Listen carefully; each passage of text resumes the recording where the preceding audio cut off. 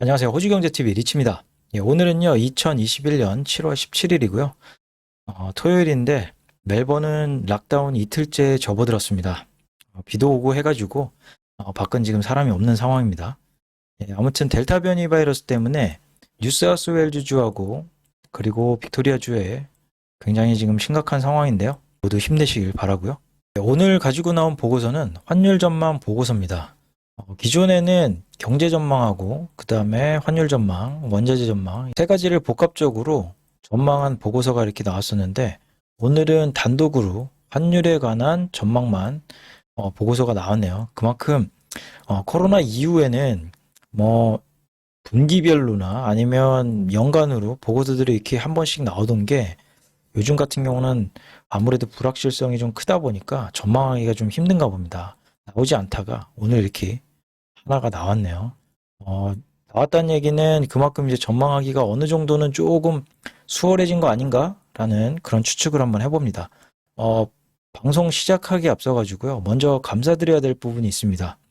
구독자 1000명 진심으로 감사드립니다. 예, 더 좋은 정보가 있으면 여러분들과 공유하도록 하겠습니다. 예, 전체적인 보고서 내용을 제가 한번 봤고요.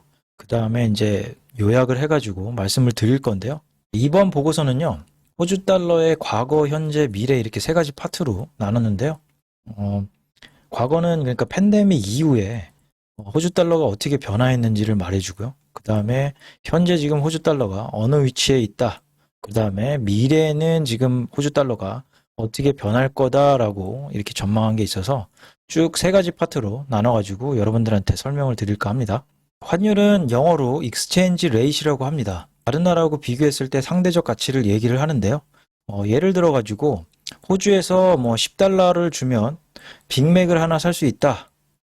그런데 미국을 갔더니 빅맥 가격이 한 12불 정도 하더라. 그러니까 호주하고 미국하고 비교를 했을 때 미국이 한 2달러 정도를 더 줘야지 이제 빅맥 하나를 먹을 수가 있는 거죠. 그러니까 우리는 그런 말을 합니다. 그러니까 미국 물가가 호주 물가보다 굉장히 비싸구나라는 걸 말을 하죠. 제 경험상 제가 한 2000년도에 친구랑 같이 이제 일본 여행을 한 적이 있었는데요.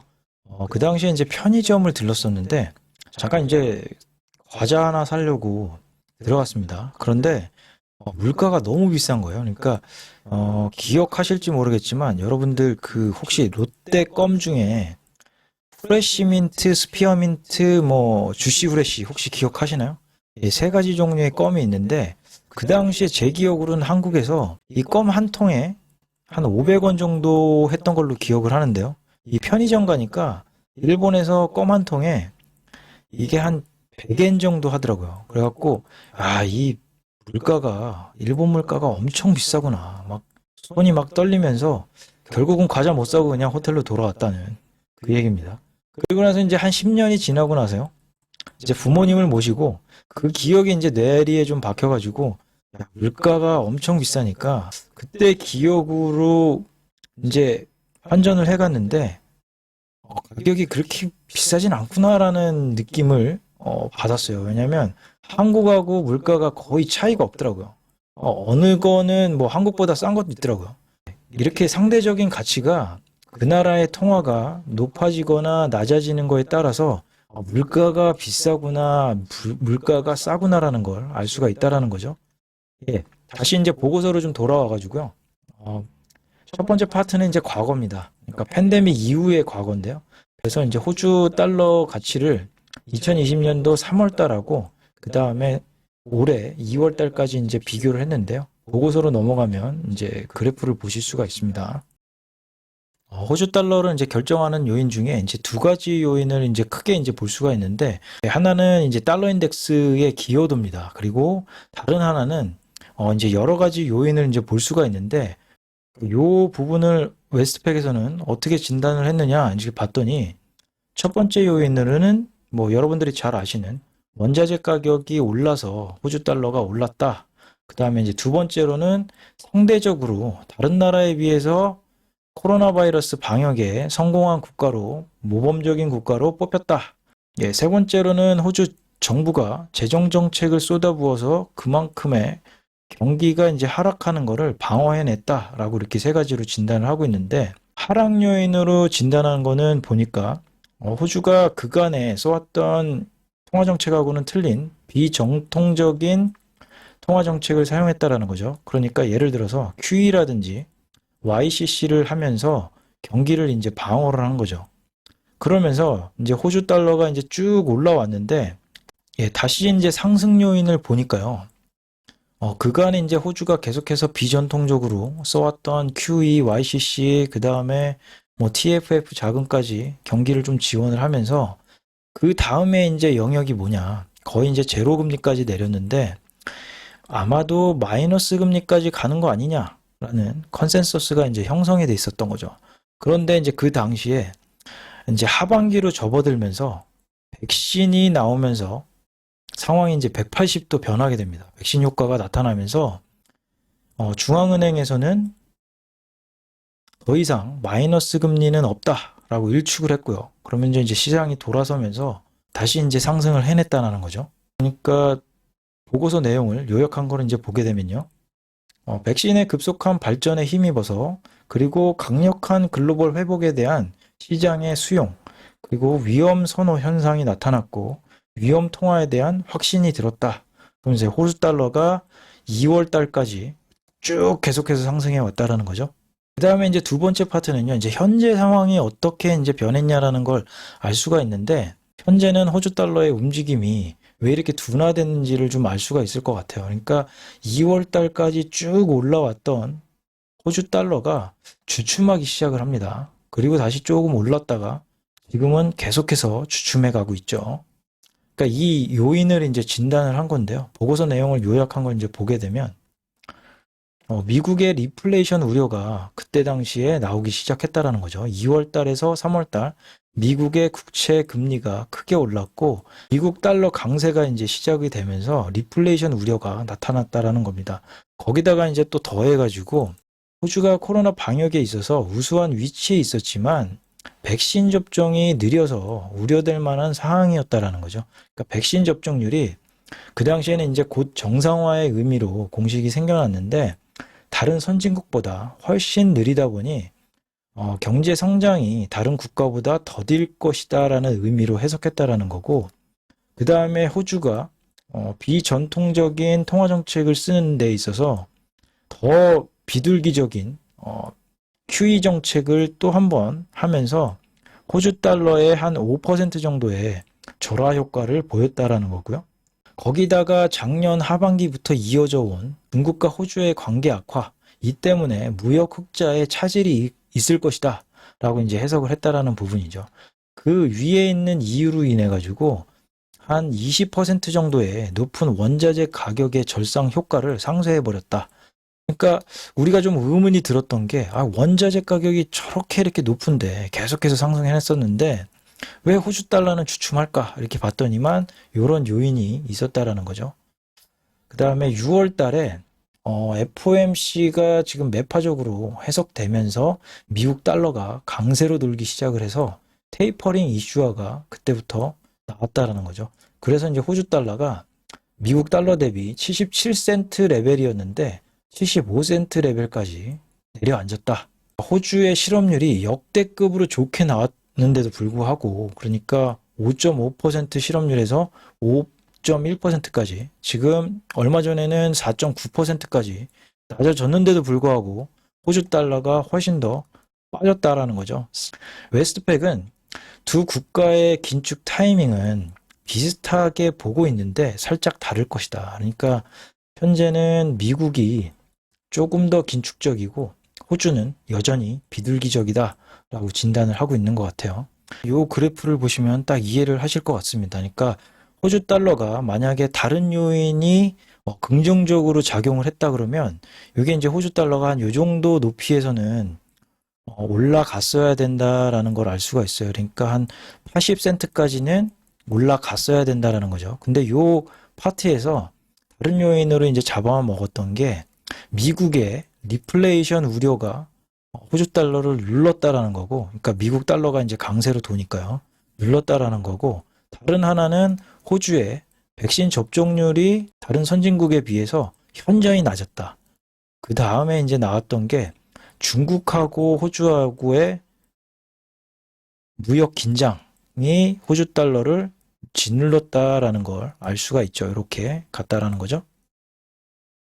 예, 다음은 이제 세 번째 파트, 호주 달러의 전망인데요. 내년 말까지 웨스트팩이 전망한 거를 첫 번째 그래프하고 좀 비슷하게 나왔죠. 그러니까 이 정도의 다른 요인으로 인해서 호주 달러가 강세를 좀 띌 것 같다라고 이렇게 전망을 했는데요. 어떤 요인이 있는지를 좀 볼 필요가 있습니다.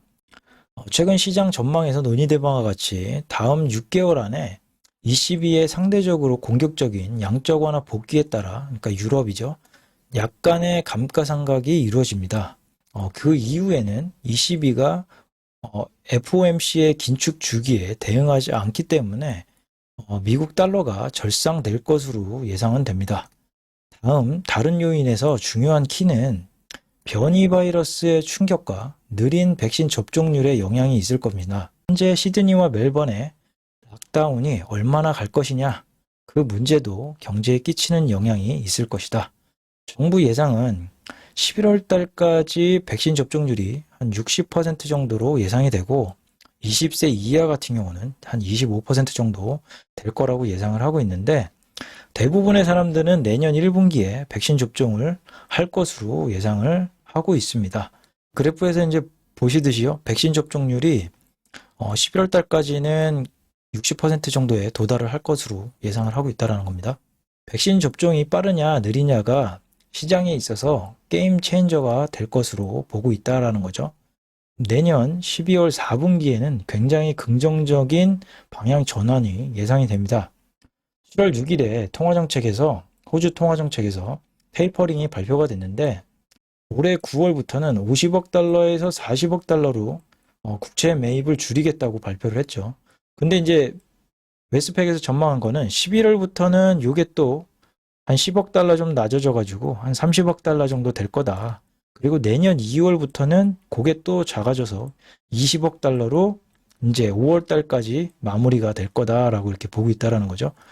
2021년 상반기는 예상보다 빠른 QE 속도가 호주 달러를 억제한 것처럼 호주 중앙은행의 QE 프로그램이 예상보다 일찍 축소가 되면 호주 달러의 상승 요인으로 작용할 것입니다. 원자재 가격은 내년 상반기까지 한 10% 정도 조정을 예상을 하고요. 왜냐하면 공급 차질이 완화가 될 거다라고 이렇게 보고 있다는 거죠. 그래서 호주 달러는 다른 요인으로는 원자재 가격의 조정, 그 다음에 테이퍼링, 그 다음에 코로나 상황, 중국과의 무역 긴장이 2022년에도 있을 거다라고 이렇게 네 가지로 진단을 했는데 그 진단을 다 하고 나서도 호주 달러는 이렇게 강세를 띌 것으로 예상을 한다는 거겠죠. 우리는 호주가 락다운의 불안감이 있지만 호주 달러가 상승할 것으로 예상을 합니다. 기존 입장에서 한 3% 정도 하향 조정을 했습니다. 9월에 그러니까 78센트 레벨에서 75센트 레벨로 낮춰져 왔고 2022년 하반기는 미국 달러 대비해서 85센트에서 82센트로 목표 조정이 됐습니다. 여기는 한 8센트 정도의 강한 호주 달러를 여전히 고수를 합니다. 그러니까 지금 74센트까지 내려왔으니까 한 82센트 정도는 올라줘야 된다. 그렇지만 3분기에는 상당한 변동성이 있을 것으로 봅니다.